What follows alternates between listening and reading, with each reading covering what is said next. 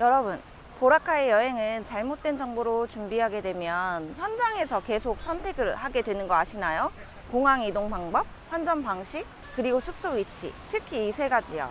여기서 정보 하나만 잘못돼도 도착하자마자 다시 검색하게 되고 이게 맞는지 저게 맞는지 자꾸 확인하게 돼요. 여행은 짧은데 이것저것 판단할 게 늘어나게 되죠. 환전도 방식을 잘못 알면 괜히 한 번 더 이동하거나 환차 때문에 손해를 많이 볼 수 있어요.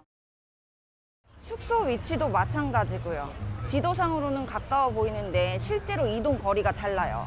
제가 보라카이에서 15년 동안 여행사를 운영하면서 이 세 가지에 대한 정보를 잘못 접하고 오시는 경우를 많이 봤어요. 그래서 오늘은 제가 공항 이동 방법부터 환전, 숙소 위치, 액티비티 선택까지 여행 전에 정리하셔야 될 부분을 필요한 만큼만 정리를 해드릴게요. 30분만 보시면 여행 준비는 끝나요. 마지막에 체크리스트로 정리해 드릴 테니까 처음부터 끝까지 한 번만 보시면 충분할 거예요.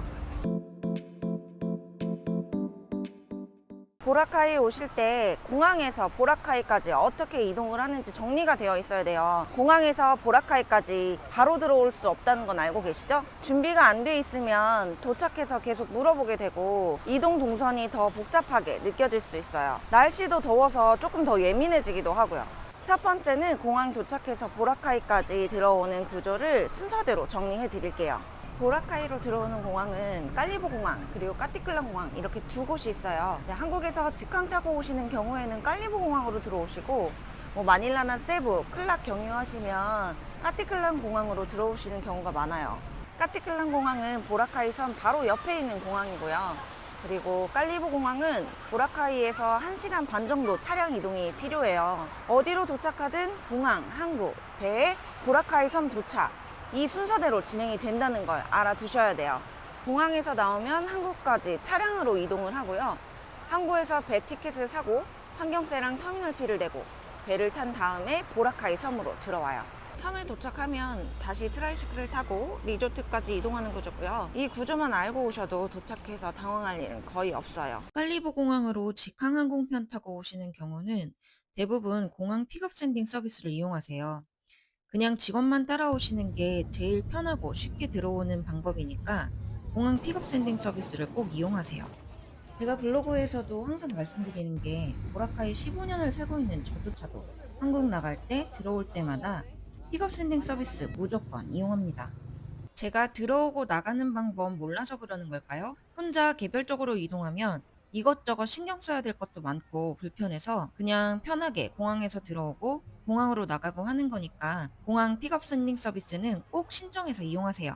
깔리보 공항으로 들어오시는데 공항 픽업 서비스 신청 안 하셨다? 그럼 보라카이 도착하자마자 방전되는 매직을 겪을 수도 있어요. 여행의 시작을 피곤하게 하지 마세요. 까티클란 공항으로 들어오시는 경우는 직접 이동하셔도 별 무리 없긴 하지만 이제 편하게 들어오고 나가시려면 까티클란 공항 앞에 현지 픽업 샌딩 업체들이 있어요. 거기서 왕복으로 신청하시면 될 것 같아요. 2026년 1월 기준으로 성인 1인당 왕복 1,500페소였던 걸로 기억해요. 이제 까티클란 공항에서는 한국까지 트라이시클로 약 10분 정도밖에 안 타서 직접 들어오고 나가셔도 무리는 없는 편이에요. 아이들 동반 여행이나 부모님 동반 여행에는 이동 동선이 생각보다 길게 느껴질 수 있거든요. 그래서 순서를 미리 이해해 두는 게 좋아요. 중간에 허기가 진다거나 멀미를 대비한다거나 만일의 경우를 대비할 수 있으니까요. 공항, 항구, 배, 섬 도착, 트라이시클, 리조트 이렇게 단계가 나뉘어 있다는 것만 머릿속에 정리해 두시면 한결 쉽게 이동하실 수 있을 거예요. 정리해보면 어느 공항으로 들어오든 항구를 거쳐서 배를 타고 들어온다는 구조예요. 그리고 보라카이 섬에 도착하면 숙소까지 트라이시클을 타고 이동합니다. 깔리보 공항으로 도착하시는 경우는 차량을 타고 1시간 이상 이동하기 때문에 솔직히 체력 소모가 있는 편이라 공항 픽업 샌딩 서비스 이용을 적극 추천드리고요. 까티클란 공항은 직접 들어오고 나가셔도 별 무리가 없습니다. 이 순서만 정확히 알고 오셔도 도착 첫날이 수월하실 거예요. 두 번째로 환전, 카드 사용, 현금 사용 방식을 많이 헷갈려 하세요. 환전은 방식만 이해하면 전혀 어렵지 않거든요. 그런데 여기서 정보를 한번 잘못 알고 오시면 괜히 한 번 더 이동하거나 환차로 손해를 보시는 부분이 생길 수 있어요. 보라카이에서 카드 사용해야지 하고 환전을 전혀 안 해오시는 분들도 계시고요. 그래서 환전은 어떻게 하면 좋은지, 보라카이에서 카드 사용은 가능한지, 현금은 얼마나 필요한지 빠르게 구조만 정리를 해드릴게요. 보라카이에서는 달러를 가져와서 현지에서 페소로 바꾸는 방식이 일반적이에요. 한국에서 페소를 전부 바꿔오실 필요는 없고요. 이제 도착 직후 필요한 정도만 준비하시거나 달러로 환전해 오셔서 현지에서 분할 환전하시는 게 편해요. 그리고 그게 더 환율이 좋고요. 환전은 디몰 안에 있는 환전소에서 많이 환전을 하시고요. 조금 더 좋은 환율로 환전하시려면 환율 좋은 환전소를 찾아가셔야 되는데, 이게 본인 숙소 근처가 아니라면 굳이 찾아가는 것까지는 추천을 드리지는 않아요. 왜냐면 이게 한 번에 600불 이상 환전할 게 아니라면 차비가 더 드는 경우가 많거든요. 한 번에 600불 이상 환전하시지 않을 거면 디몰에서 환전을 조금씩 나눠서 하시는 걸 추천드립니다. 그리고 리조트 안에서는 환전이 불가능한 경우가 많으니까 참고 꼭 하세요. 페소 건종은 1000페소, 얘가 국건이고요. 얘가 신건입니다. 지금은 둘 다 사용 가능해요. 그리고 500페소, 신건이고 국건입니다. 이게 100페소입니다. 약 2,500원 정도 생각하시면 되고요. 얘가 신건, 얘가 국건입니다. 50페소짜리예요. 신건, 국건. 이제 동전으로 들어가는데, 동전은 20페소, 10페소, 5페소, 1페소, 그리고 1페소보다 작은 센타보 동전도 있어요. 20페소짜리는 간혹 지폐도 있는데, 지폐가 국건, 동전이 신건이라고 생각하시면 돼요. 소액 결제나 트라이시클 팁 줄 때는 50페소랑 100페소가 가장 많이 쓰여요. 그래서 여기 마트에서 뭐 살 때 1000페소짜리 내시고 잔돈을 많이 만들어 두시는 게 좋아요. 보라카이는 아직 카드 사용보다는 현금 사용이 더 많은 편이에요. 카드는 일부 식당이나 큰 마트에서는 사용이 가능하지만 아직 시장이나 작은 가게들은 현금만 받는 경우가 있으니까 현금으로 가지고 다니시는 걸 추천드려요.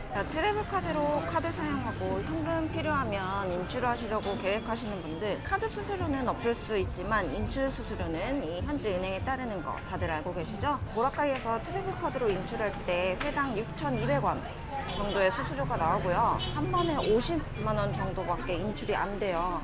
그리고 하루에 한 번만 인출이 가능하고, 수수료는 인출할 때마다 나오는 거라 인출 수수료 때문에 환차가 생길 수 있어요. 제일 편하고 간단한 방식이 달러로 가져와서 페소로 바꿔서 사용하는 방법이에요. 그리고 매너 팁 기준도 궁금해 하시는데요. 리조트에서 짐 들고 방으로 안내해주는 직원 50페소에서 100페소 정도 주시면 되고요. 매일 방에서 나올 때 침대 위에 50페소 정도 올려주시면 돼요. 식당 매너 팁은 50에서 100페소 정도.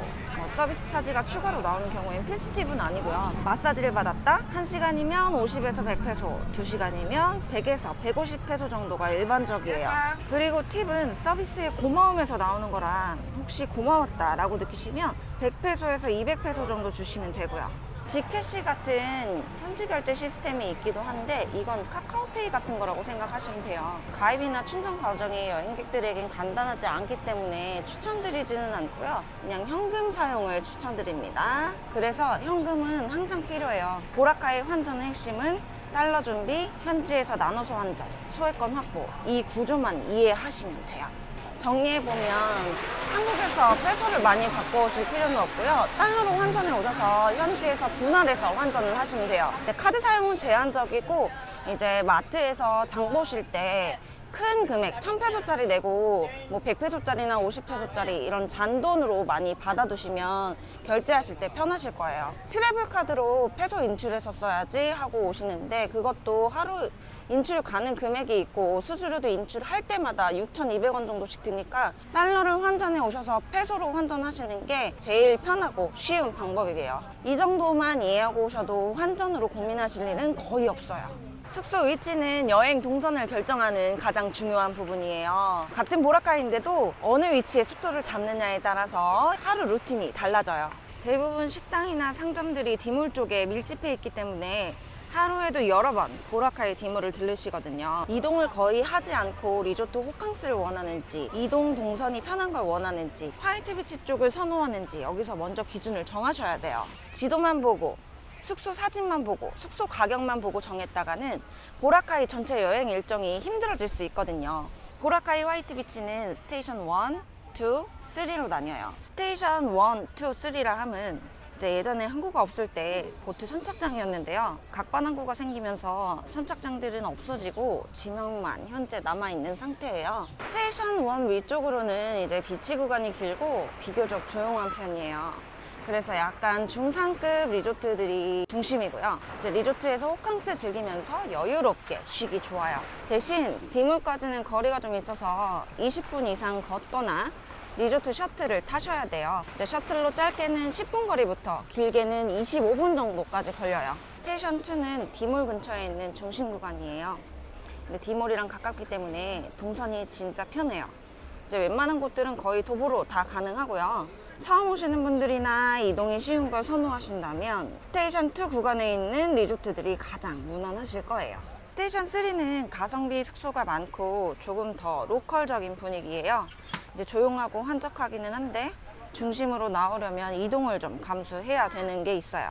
디몰까지 도보로 15분에서 20분 정도 걸리고 트라이시클 타려면 걸어서 5분 이상 메인 도로로 나와야 되거든요. 지도상으로 보면 멀지 않아 보이고 구글맵으로 찾아봐도 도보 몇 분이라고 나오긴 하는데 실제 도보로 걸어보면 시간이 더 걸려요. 낮 시간대는 덥고 땀도 나서 체감 거리가 정말 다르게 느껴지실 거예요. 그래서 숙소는 가격이나 사진, 지도상 위치만 보고 결정하지 마시고 내가 여행 일정 중에 외부로 나가는 일정을 계획할 건지 안 할 건지 어떤 방식의 여행을 선호하는지 그 기준으로 모시는 게 좋아요. 예를 들어 외부 일정을 한다거나 스테이션 구간 내에서 왔다 갔다 하는 일정이 많으시면 스테이션 2 구간 리조트 이용하시는 게 편하고요. 조용히 리조트에서 호캉스를 좀 하고 싶다면 스테이션 1 위쪽으로 숙소를 선택하시는 게 맞아요. 린드, 모벤픽, 크림슨, 샹그릴라 등의 숙소가 해당되겠네요. 조용하고 한적하지만 가성비 숙소를 원하시면 스테이션 3도 무난해요. 스테이션 1 위쪽 숙소들이나 스테이션 3 구간 숙소를 잡았다고 하더라도 디몰 나오는 게 막 1시간 걸리고 하는 게 아니라서 디몰 왔다 갔다 하는 건 복잡한 일정은 아니지만 하루에 3-4번 왕복하기에는 조금 귀찮은 일정이 될 수도 있어요. 그래서 4박 이상 체류하시는 분들은 2박은 스테이션 2 구간에서 외부 일정을 하시고 나머지 2박은 호캉스를 즐기러 위쪽 숙소나 스테이션 3 구간 숙소로 이동하시는 경우가 많아요. 정리해 볼게요. 호캉스를 원하시면 스테이션 1 위쪽 구간 숙소를 선택하시면 되고요. 그리고 이동이 편한 동선을 원하시면 스테이션 2 구간 조용하지만 가성비 좋은 숙소를 선택하시려면 스테이션 3 쪽으로 선택하시면 돼요. 이 기준만 잘 잡아두시면 숙소 때문에 일정이 꼬일 일은 거의 없어요. 그리고 블라복 비치는 건기 앤 카이트 서핑 구간, 우기철은 액티비티 출발 지점이라 화이트 비치랑은 아예 분위기가 달라요. 숙소에서 선셋을 보고 싶으면 화이트 비치 쪽 숙소를 선택하셔야 돼요. 예를 들면 해남 크리스탈 샌드, 해남 팜비치, 해남 프라임 비치, 린드, 디스커버리 등의 숙소가 화이트 비치 앞쪽에 위치하고 있어요. 숙소 위치는 가격보다 동선 기준으로 보시는 게 맞아요. 이게 제일 중요한 포인트예요. 보라카이 날씨는 생각보다 단순해요. 연평균 기온 27도로 여름 날씨고요. 한국 여름을 생각하신다면 그 정도로 습하지는 않습니다. 한국 여름 날씨와는 달라요. 보라카이는 건기, 우기로 시즌을 나누지만 여행 일정에 영향을 주는 날씨는 태풍 같은 특殊한 상황이에요. 다들 네이버 일기예보에 비만 온다고 되어 있어서 걱정이 많으시지만 실제로 건기에는 저녁, 새벽, 이른 오전에만 비가 내리는 패턴이에요. 우기에는 여러 차례 소나기가 올 수 있는 확률이 높은 패턴이고요. 보라카이 날씨는 이 기본적인 패턴만 알고 오시면 돼요. 건기에는 밤이나 새벽에 비가 잠깐 소나기처럼 오는 경우는 있지만 낮에 소나기 또는 계속 내리는 비는 드물어요. 낮에는 햇빛이 강하고요. 2월 중순 이후로는 건기 절정으로 들어가기 때문에 체감 더위가 확 올라가요. 그래서 여름옷 위주로 준비하시면 되지만 한국처럼 생각하시면 안 되고요. 입었을 때 시원한 옷 위주로 준비해 주세요. 바스락 옷랑 같은 거 입으면 진짜 땀 많이 흘리실 거예요. 선크림은 꼭 챙기셔야 되고요. 보라카이에서도 구입 가능하지만 SPF 지수가 높아요. 건기 시즌 바람은 화이트 비치에서 부는 게 아니라 블라복 비치 쪽에서 불어요. 그래서 섬 전체가 바람의 영향을 받습니다. 이 바람 때문에 보라카이 블라복 비치는 카이트 서핑으로 유명해요. 매년 11월부터 다음해 4월까지는 카이트 서핑을 즐기려는 사람들로 이 블라복 비치가 북적여요. 예전에는 서양 사람들 위주였다면 근래 들어서 한국 분들도 많이 카이트 서핑을 배우러 오시는 편이에요. 해양 액티비티는 태풍이나 열대폭풍으로 인한 전면 통제 상황이 아니라면 전부 진행이 돼요. 제일 많이 하시는 질문이 비 오면 취소되나요?인데요. 비가 하루 종일 내리는 경우도 드물고 대부분 소나기 형태로 내리거든요. 해양 액티비티는 바다에서 진행되는 물놀이라 비가 와도 진행이 됩니다. 예를 들어 호핑 투어는 비가 오면 물속이 더 따뜻하고 물속이 더 선명하게 보이기 때문에 오히려 비가 살짝 내려주는 것도 좋아요. 얇은 가디건이나 바람막이는 필수는 아니더라도 챙겨 오시면 좋아요. 12월부터 2월 초까지는 보라카이도 겨울에 해당되기 때문에 저녁에 필요한 경우가 있어요. 건기엔 바다로 나가면 바람이 좀 불기 때문에 호핑 투어 할 때 바람막이 하나 챙겨주시면 좋고요. 비치타월은 리조트에서 거의 대부분 무료 대여가 되기 때문에 한국에서 따로 챙겨 오실 필요가 없어요. 핵심은 낮은 덥고 12월에서 2월까지는 밤에 약간 선선할 수 있다는 정도예요. 정리해드리면 건기에는 밤 소나기, 이른 오전 소나기가 있을 수 있어요. 낮에는 거의 영향이 없는 편이고요. 선크림은 필수, 비치타월은 대부분 리조트에서 해결되고요. 얇은 겉옷은 선택이에요. 날씨 때문에 일정을 과하게 걱정하실 필요는 없어요. 보라카이가 작은 섬이라 일기예보가 잘 안 맞아요. 괜히 여행 전에 날씨 걱정으로 스트레스 받지 마시고 핸드폰에 날씨 앱 다들 있을 거예요. 거기에 보라카이 하나 추가해 두세요. 시간별 강수 확률은 한 80% 정도 정확해요. 저는 그거 봐요.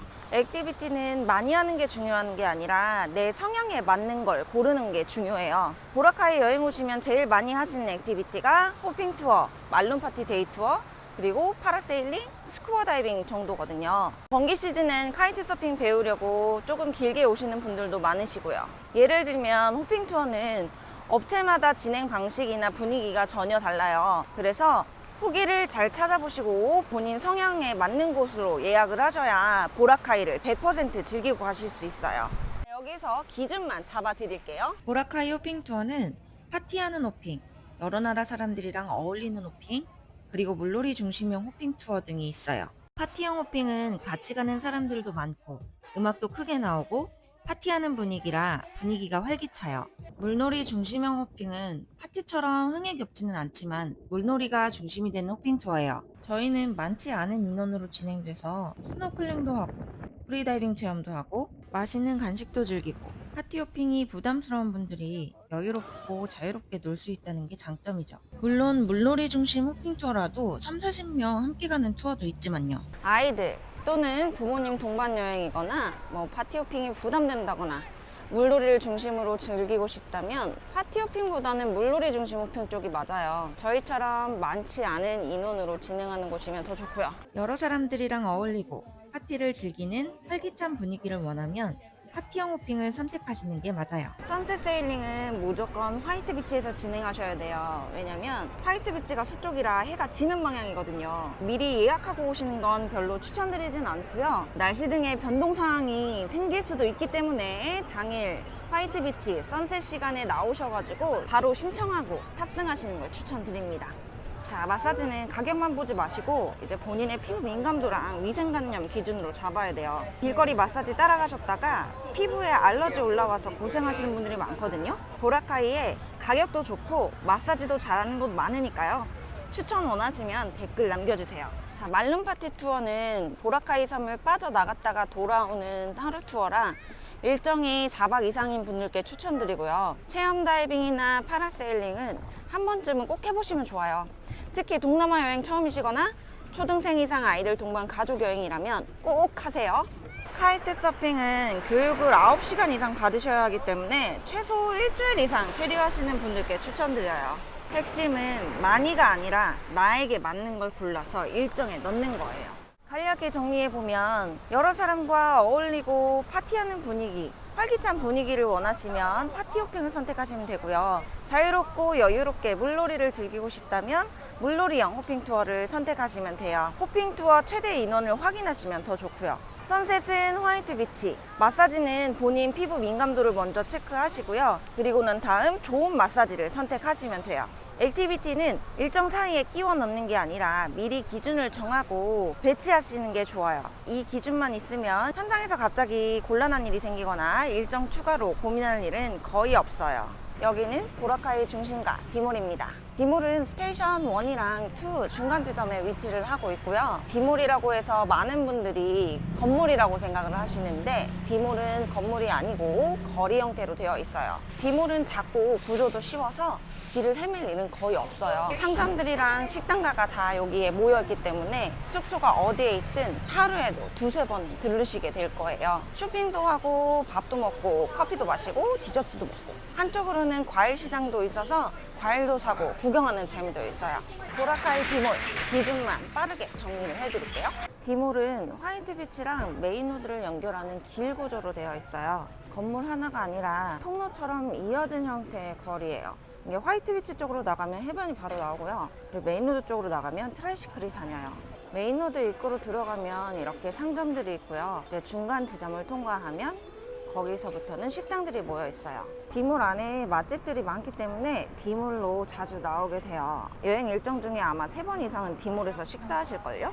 디몰 안에 레모니 카페나 아리아, 카페데솔, 에픽 등에서 브런치를 즐길 수도 있고요. 아일랜드 치킨 이나살, 아일러우 BBQ, 아리아 등의 맛집도 꼭 가보세요. 할로망고나 아이스클레이크, 코코마마 등 맛있는 디저트 가게들도 디몰 안에 있으니까 참고하시고요. 과일시장은 디몰 옆에 위치하고 있고요. 현금만 사용 가능하니까 참고하세요. 매일 아침에 과일이 배달되어서 아침 시간에 오시면 상태가 좋은 과일들을 직접 보고 구매할 수 있으니까요. 참고 부탁드려요. 디몰은 복잡하게 생각하실 필요가 없어요. 단순하게 생각하시면 쉬워요. 이쪽 서클을 중심으로 화이트비치 방향으로 나가느냐 아니면 이쪽 메인로드 방향이냐 이렇게만 생각하시면 돼요. 디몰은 화이트비치랑 메인로드를 연결하는 길이에요. 메인로드 쪽으로 들어가면 상점들이 먼저 나오고요. 화이트비치 쪽으로 가면 식당들이 모여 있어요. 식당이나 카페를 찾으실 거면 화이트비치랑 연결된 구간 쪽으로 가시면 되고요. 트라이시클을 타야 하는 경우에는 메인로드 쪽으로 나가시면 돼요. 가운데 길 기준으로 방향만 기억하시면 헷갈릴 일은 거의 없어요. 이 구조만 알고 오셔도 첫날이 충분히 편안합니다. 지금까지 공항 이동 방법부터 디몰까지 순서대로 정리해봤어요. 처음에 말씀드린 것처럼 보라카이 여행은 정보가 부족해서 힘든 게 아니라 어떤 정보가 정확한지 애매해서 힘들어지는 경우가 많거든요. 이제 마지막으로 체크리스트처럼 한 번 더 정리해 볼까요? 이 부분만 기억하시면 준비는 거의 끝났어요. 공항에서 보라카이 섬으로 이동은 공항, 항구, 배, 섬 도착, 트라이시클, 숙소 이 순서예요. 깔리보 공항이든 까티클란 공항이든 항구를 거쳐서 배를 타고 들어오는 구조는 같아요. 이 단계만 이해하고 오시면 도착해서 헤매는 일은 거의 없어요. 보라카이 환전은 달러를 준비해서 현지에서 나눠서 환전하는 방식. 50페소나 100페소짜리 소액권을 확보하고 현금은 어느 정도 항상 가지고 다니는 구조. 카드는 가능하지만 거의 불가능하다고 생각하세요. 작은 가게나 시장은 현금이 항상 필요해요. 이 방식만 알고 오시면 환전 때문에 머리 아플 일은 거의 없어요. 숙소 위치는요, 리조트에서 호캉스 위주의 여행 스타일이면 스테이션 1 위쪽으로, 이동 편의와 동선이 편한 걸 원하시면 스테이션 2 구간, 가성비 숙소에 한적함을 원하시면 스테이션 3. 가격만 보지 마시고 여행 스타일이랑 내 일정 동선 기준으로 결정하는 게 핵심이에요. 그리고 선셋을 숙소 앞에서 보고 싶다면 화이트비치 쪽 숙소를 선택하셔야 한다는 건 꼭 기억하세요. 보라카이 건기는 밤이나 이른 아침 소나기 패턴, 비가 일정에 영향을 주지 않아요. 낮에는 덥고 햇빛이 강해서 선크림은 필수. 비치타월은 대부분 리조트에서 무료 대여 가능해요. 날씨 때문에 일정을 과하게 걱정하지 마세요. 스트레스만 올라가요. 액티비티는 많이 하는 게 중요한 게 아니라 나에게 맞는 걸 선택하고 일정에 적절히 배치하는 게 중요해요. 예를 들어 호핑 투어라면 파티형인지 여유로운 물놀이형인지 소수진행인지 3, 40명 가도 괜찮은지 먼저 기준을 정하고 선택하시고 말룸 투어를 넣을지 말지 체험 다이빙이나 파라세일링을 경험해 볼지 아닐지 등을 본인 일정에 맞게 선택하셔서 배치하시면 돼요. 마사지도 적절히 배치하셔서 한국에서 열심히 일한 나에 대한 보상을 충분히 해주세요. 보라카이 오셔서 마사지 안 받고 가시면 정말 손해인 거 아시죠? 일정 중에 다급하게 끼워 맞추지 말고 먼저 일정을 넣으세요. 디몰은 화이트 비치와 메인 로드를 연결하는 길 구조라는 거. 메인 로드 쪽은 상점, 화이트 비치 쪽으로 가는 길에 식당들이 밀집해 있고 가운데 서클 기준으로 방향만 기억하시면 돼요. 구조만 이해하면 길 찾는 것 때문에 스트레스 받을 일 거의 없어요. 결국은 공항 이동 구조, 환전 방식, 숙소 위치 기준 등 제가 정리해드린 정보만 확실하다면 보라카이 여행 준비는 거의 끝난 거예요. 여행은 짧아요. 현장에서 계속 판단하고 선택하게 되면 그게 제일 피곤해요. 오늘 말씀드린 기준만 미리 정리해 두시면 도착해서 다시 검색하고 확인하는 시간은 줄어들 거예요. 보라카이 준비하시면서 제일 헷갈리는 게 뭐였는지 댓글로 남겨주세요. 댓글로 남겨주시면 제가 그 부분은 더 자세하게 정리 영상 만들어 볼게요. 보라카이 오시기 전에 이 영상 처음부터 끝까지 한 번만 보시면 기본적인 준비는 끝났다고 생각하시면 돼요. 우리는 보라카이에서 만나요.